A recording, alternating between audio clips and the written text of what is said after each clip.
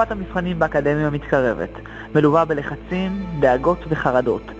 יצאנו אל הקמפוס לשמוע מה הסטודנטים חושבים על זה, מה הם מעדיפים, מבחן או עבודה, והאם יש להם איזה טיפ קטן, מרשם סבתא קטן, שמפחית חרדות. מבחן או עבודה? ברור שמבחן. אני מעדיפה עבודה, לא צריך לזכור שום דבר. מבחן, יש לנו עומס מטורף של עבודות. זה מאוד תלוי. מבחן. ללא ספק? ללא שום ספק. אני מעדיפה, סליחה על הביטוי, לחרטט בעבודה.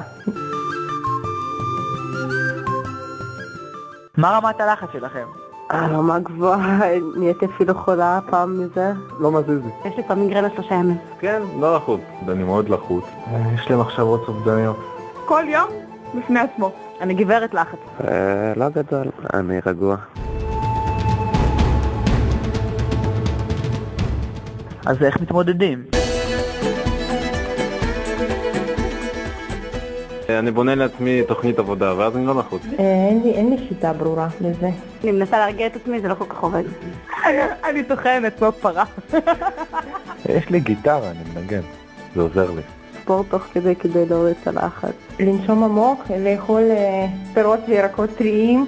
קודם בביצה כל בוקר. קוראת ספר בין לבין. הרבה כדור נגד דיכאון. מציירת. אני מארגן שישייה של בירות. מה, לקראת מבחן? כן. ורגע לפני המבחן?